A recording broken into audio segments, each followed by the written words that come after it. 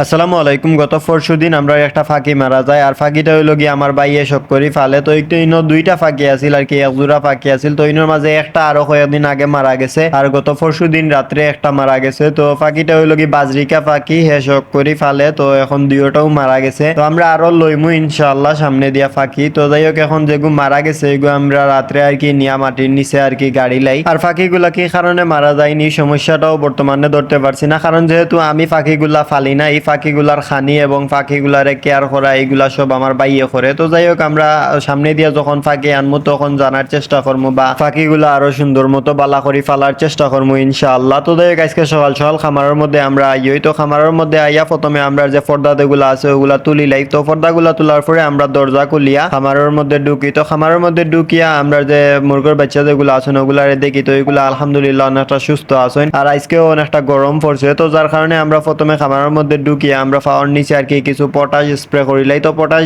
Spray করিয়া আমরা এখান থেকে পানির পাত্র একটা তোলার পরে আমরা এখানে দেখি যে মুরগের বাচ্চাগুলো অনেকটা গরম লাগে। তো আমরা ফ্যানটা সারিয়া দিলাই। তো ফ্যান সারার পরে আমরা আবার বাকি যে পানির পাত্র যেগুলো আছে ওগুলা তুলিলাই। তো ওগুলা তোলার পরে ওগুলা ফুরকিত নেই, ফুরকিত নিয়ে বালা করি সুন্দর মতো পরিষ্কার করি। তো পরিষ্কার করার পরে ওগুলার মধ্যে আমরা আবার ফ্রেশ পানি ভরিলাই। তো ফ্রেশ পানি ভরিয়া মুরগের বাচ্চাগুলার একটা একটা করে পানির পাত্র দিলাই। তো পানির পাত্র দেওয়ার পরে মুরগের বাচ্চাগুলাতে আলহামদুলিল্লাহ পানিগুলা খাইন। তো যাই হোক, পানি উনি দেওয়ার পরে আমরা এখানে দেখলাম যে একটা বাটির মধ্যে আমরা যেগুলো আলাদা করে রাখছি মুরগ, ওগুলার বাটির মধ্যে কিছু খানি শেষ হয়ে গেছে। তো ওগুলার বাটির মধ্যে আমরা তুরা তুরা খানি দিলাই। তো খানি উনি দিয়ে আমরা সকালকুর মতো খামার তনে বাড়াইয়া দেয় গি। তারপরে আমরা আবার দুপুরের টাইমে খামারের মধ্যে আই। তো দুপুরের টাইমে খামারের মধ্যে আইয়া আমরা সেম ভাবে পানির পাত্রগুলো একটা একটা করে তুলি লাই। আর আজকে আমরা সকালে আলহামদুলিল্লাহ 7টার মতো মুরগ সেল দেই। তারপরে আমরা আবার বিকালে 2টা মুরগ সেল দেই আলহামদুলিল্লাহ। তো আমরা আজকে প্রায় 9টার মতো টোটাল মুরগ সেল হয় আলহামদুলিল্লাহ। আর এখন আমরা বর্তমানে প্রায় অর্ধেক তো অনেকটা বেশি মুরগ আলহামদুলিল্লাহ শেষ হয়ে যায়। আর কিছু মুরগ আছে, তো এগুলাও আমরা ইনশাআল্লাহ 2 দিনের মধ্যে সেল দিলাইমু। আর আপনারা যদি কারো মুরগ দরকার হয়, আমরা আশেপাশে যদি কারোর মুরগ দরকার হয়, আপনারা আমরা এখান থেকে মুরগ নিতে পারবা। তবে আমরা হয়তো আজ কালকে সকালে অথবা আমরা 2 দিনের মধ্যে আমরা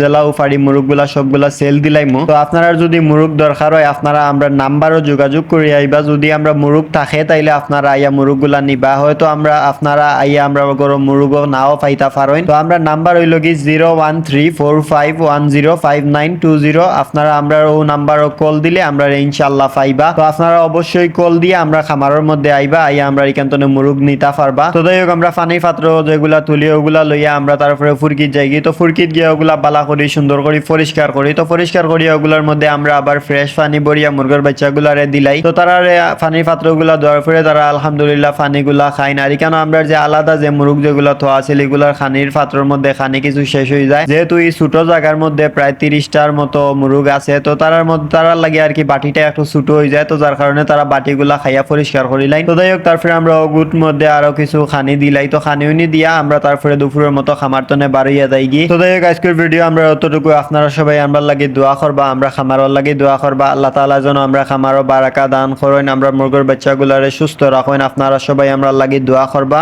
আর আমরা চ্যানেলটা সাবস্ক্রাইব করবা। আসসালামু আলাইকুম ওয়া রাহমাতুল্লাহি ওয়া বারাকাতুহু।